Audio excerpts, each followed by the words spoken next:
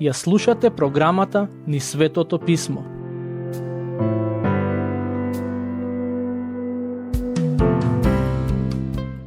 Драги слушатели, денес ќе почнеме со обработка на глава 4 од првото послание на Павле до Солуњаните. Но, пред да почнеме да го читаме тој дел од посланието, сакам уште еднаш да го прочитаме последниот стих од глава 3. Таму се вели: и да ги утврди вашите срца, та да бидат непорочни во светоста пред Бога и Отецот наш, при доаѓањето на нашиот Господ Исус Христос со сите негови светии. Светото писмо јасно не учи дека еден ден Господ Исус повторно ќе дојде на оваа земја. Тој настан од иднината е познат под името Второто Христово доаѓање. Но, според овој стих кој го прочитавме, се чини дека при тоа негово доаѓање и светиите кои се во рајот ќе дојдат со него за да го воспостави своето царство. Ова е навистина важна тема и е дел од христијанската есхатологија, односно теолошката гранка која се занимава со крајните времиња. Павле вели дека Господ Исус повторно ќе дојде. Понекогаш за Исусовото доаѓање во писмото се користи зборот епифанеија, од кој го добиваме зборот епифанија, односно богојавление. Кога Господ Исус за прв пат се отелотвори и дојде на оваа земја, а тој настан го славиме за празникот Божик, тој дојде како мало бебе во градот Витлеем, пред речиси 2000 години. Тоа беше епифанија, односно Бог се јави на луѓето од овој свет во форма на мало бебе. Тој одлучи да му се објави на врвот на своето создание, а тоа е човекот. Но има и уште еден збор кој се користи во писмото, а е поврзан со Божјото откровение дадено на луѓето. Тоа е зборот Апокалупсис. Верувам дека повеќето од вас ќе го поврза тој збор со зборот Апокалипса. И тоа е навистина така. Зборот Апокалипса влече корен од старогрчкиот збор Апокалупсис. Овој збор се користи во книгата Откровение. Всушност, на старогрчки насловот на оваа книга е Апокалупсис. Во суштина, овој збор значи да се открие нешто што претходно било сокриено. Например, замислете дека некој предмет е покриен со чаршав. Ако го повлечете чаршавот и предметот стане видлив, тогаш се случила апокалипса. Знам дека денес луѓето мислат дека зборот апокалипса се однесува на крајните времиња во кои светот ќе биде речиси целосно уништен од војни. Вистина е дека во книгата Откровение се зборува за војни, но апокалипсата не е збор кој се однесува само на тоа. Кога Господ Исус дојде на оваа земја пред речиси 2000 години, тој дојде во човечко тело и полнотата на неговата слава не им беше позната на луѓето. Тие видоа дел од таа слава, но, бидејќи се ограничи во човечко тело, дел од таа негова слава остана непозната. Но, еден ден, кога повторно ќе се врати на оваа земја, тогаш неговата слава ќе им биде очигледна на сите. Со други зборови, неговото второ враќање во одредена смисла ќе биде апокалипса, откривање на нешто што дотогаш ќе биде сокриено. Третиот старогрчки збор кој се однесува на Исусовото доаѓање е оној кој се користи во стихот кој го прочитавме. Тоа е зборот парусија. Буквалниот превод на овој збор е да се биде присутен или пак присуство. Апостолот Павле вели дека еден ден Господ Исус повторно ќе биде присутен на оваа земја во тело. Ова е многу важно да се знае во однос на второто Христово доаѓање. Со оглед на тоа што Господ Исус ќе дојде во тело, тоа значи дека сите ќе можат да забележат дека тој дошол. Во глава 2 стих 19 од ова послание, апостолот Павле пишува за Исусовото доаѓање. Таму се вели: зашто кој е нашата надеж или радост, или венец за пофалба? Та не сте ли вие пред нашиот Господ Исус Христос при неговото доаѓање? И во тој стих се користи зборот парусија. Но, кога станува збор за второто Христово доаѓање, важно е да се знае природата на тој настан, но исто така и да бидеме подготвени за таа средба. Според зборовите на апостолот Павле, а и на се што е запишано во Новиот Завет, подготвени за средба со Господ Исус, ќе бидат само оние кои имаат делотворна вера, оние кои живеат свето и непорочно пред Бога. Сега доаѓаме до глава 4. Ќе го прочитаме првиот стих. За крај, драги пријатели, сега кога му припаѓате на Господ Исус, ве молиме и ве повикуваме да живеете богоугодно, онака како што ве учевме. Вие веќе сега живеете така, но трудете се уште повеќе. Овој стих може да се толкува и во контекст на последниот стих од глава 3, односно оној кој предмалку го прочитавме. Во светло на второто Христово доаѓање, христијаните треба да живеат богоугодно. Како можеме да знаеме што му е угодно на Бог? Едноставно е, треба да го читаме Светото Писмо. Тоа е Божиот збор, во која ни е откриена Божјата волја за се што треба да знаеме во однос на Него. Добро е тоа што Бог не оставил да предпоставуваме или шпекулираме која е Неговата волја, туку ни ја открил и ние денес можеме да ја разбереме, но и да ја живееме. Патем, апостолот Павле ги повикува христијаните во Солун да живеат согласно Божјата волја и во стих 12 од оваа глава.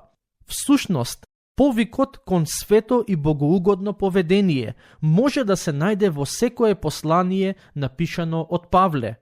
Неговиот пристап во пишувањето на посланијата е навистина интересен. Тој во секое од нив пишува за така наречениот теоретски дел од верата, но исто така и за практичниот. Апостолот не сакаше христијаните само да знаат повеќе, туку и да живеат подобро врз основа на тоа што го знаат. Во одредена смисла, овие нешта кои Павле ги пишува се заповеди. Не само Павле, туку и Господ Исус предходно им даде заповеди на христијаните. Тоа не значи дека спасението на душите се придобива преку пазењето на тие заповеди. Светото Писмо е јасно дека спасението се добива преку вера, но оние кои ја имаат таа спасоносна вера треба да ја покажат на дело. Или подобро кажано, спасоносната вера е делотворна вера. Например, во стихот кој го прочитавме, Павле зборува за живеењето, односно за живеењето кое произлегува од верувањето. Тој не сакаше ниту црквата во Солун, ниту било кој друг за момент да помисли дека христијанската вера е сува теорија, која нема допирна точка со секојдневието. Мислам дека најголемиот проблем на христијанскиот свет денес е тоа што многумина кои се поистоветуваат со верата ја имаат сведено само на теорија. Дури би рекол дека поголем е бројот на оние кои само ја исповедаат верата во споредба со оние кои ја исповедаат и живеат. Кога сите кои ја исповедаат верата би почнале вистински да ја живеат, верувајте ми дека светот во кој живееме ќе изгледаше многу поинаку. Патем, интересно е тоа што во првиот стих кој го прочитавме, Павле вели дека христијаните во Солун живеат богоугодно, но ги охрабрува да го прават тоа уште повеќе. Тоа значи дека тој не сакаше тие да се задоволат со некаков духовен напредок и во име на истиот да престанат да растат. Например, во првата глава јасно прочитавме дека христијаните во Солун ги оставија идолите и почнаа да му служат на единствениот Бог. Но, Павле како да вели, многу ни е мило што ги оставивте идолите. Се радуваме за тоа што растете во љубовта, но нашата желба е уште повеќе да созревате, да правите добри и праведни дела, да не се задоволувате со вашиот напредок, туку со Божја помош да се стремите кон повеќе. И ние денес треба да имаме таков пристап кон побожноста. Ако знаеме нешто за верата, не треба да се задоволуваме со тоа знаење само затоа што знаеме повеќе од другите. Не, туку треба да се стремиме кон уште повеќе знаење. Ако сме оставиле некои гревови зад себе, тоа не значи дека треба да бидеме целосно среќни со себе си и да ги толерираме останатите гревови кои се уште се присутни во нашите животи. Не, туку поттикнати од тоа што Бог ни помогнал вистински да се покаеме за некои гревови, треба да продолжиме да ја бараме неговата сила да действува во нас, за уште повеќе да растеме во светоста. Патем, забележете го коментарот на Павле во стих 8. А кој го отфрла тоа? Тој не отфрла човек, туку Бога, кој го даде својот Дух Свети во нас. Со други зборови тој вели, ова што ви го зборуваме не се наши идеи и теории. Ова е вистина која доаѓа од Бог. Кој ги отфрла нашите зборови? Не отфрла нас, туку Бог, кој преку неговиот дух действува преку нас. Преку овие зборови апостолот Павле не сака да ги манипулира верниците во Солун, туку само им дава до знаење дека тоа што го споделува со нив е Божја мудрост. Кога го читаме Светото Писмо, добро е да бидеме свесни дека ние не читаме човечка, туку Божја мудрост. Ако не го прифатиме тоа што е во него запишано, ние не сме го прифатиле тоа што Бог сака да ни го каже. Стих 2.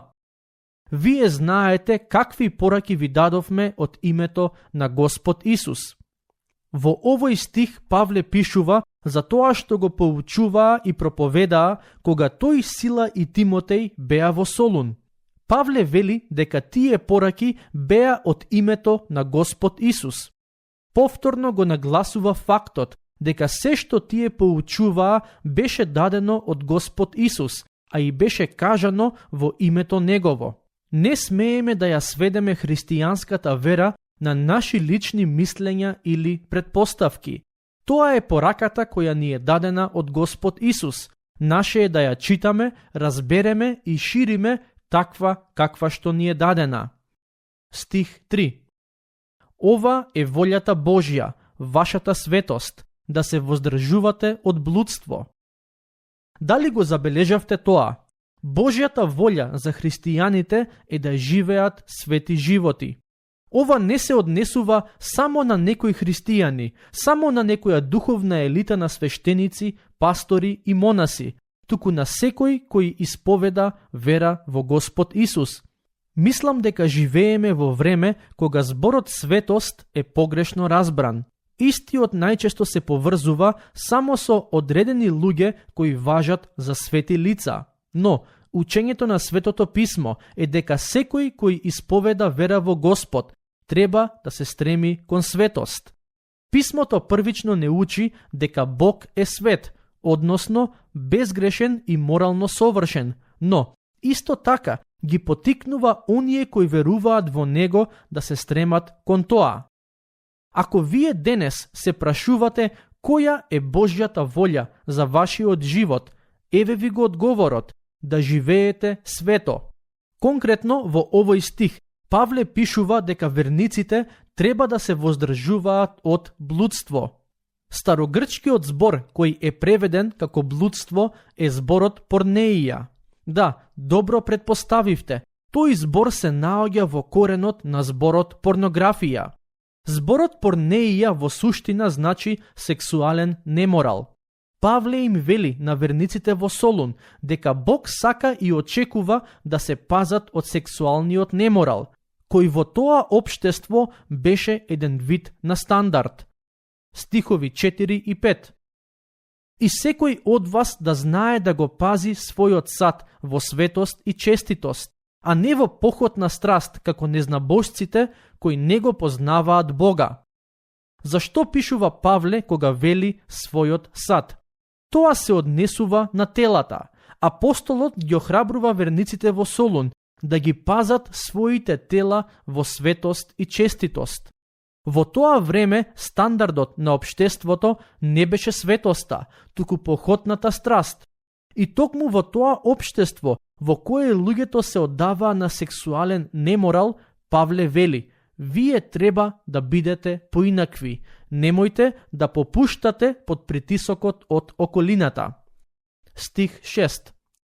И да не престапува и да го измамува во тоа братот свој, бидејќи Господ за сето тоа се одмаздува, како што ви зборувавме и сведочевме порано.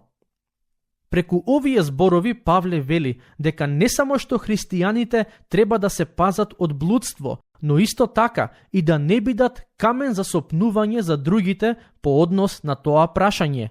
Односно, накратко кажано, заповета е: држете се подалеку од блудство и немојте да ги наведувате другите на такви гревови. Стих 7. Зашто Бог не повика кон нечистота, туку во светост. Божите деца се повикани да живеат според висок духовен и морален стандард. Вредностите и стандардите на овој свет треба да се неважни и нерелевантни за нас. Стих 8. А кој го отфрла тоа, тој не отфрла човек, туку Бога, кој го даде својот Дух Свети во нас. Павле, Сила и Тимотеј беа свесни дека ова учење можеби нема да им се допадне на дел од луѓето во црквата во Солун. Токму затоа велат дека ова не се нивни лични идеи или предлози, туку Божји зборови. Божите зборови можете да ги прифатите или отфрлите, но и прифаќањето и отфрлањето имаат последици. Во еден дел од писмото се вели дека ако го прифатиме Божиот збор, тоа ќе води кон благослов, а ако одлучиме да го игнорираме или отфрлиме, тоа ќе води кон проклетство. Изборот е наш. Тука ќе го завршиме денешното проучување. До следниот пат, Бог нека ве благослови.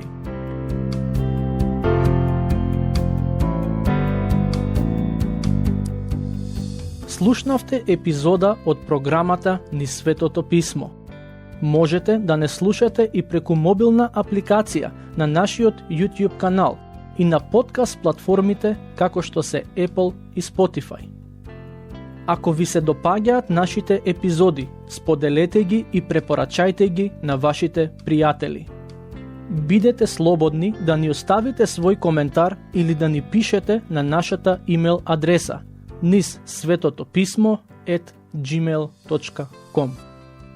Следете ги нашите страни Низ Светото Писмо на Facebook и Instagram. Епизодите од оваа серија можете да ги најдете и на нашата веб страна ttb.twr.org.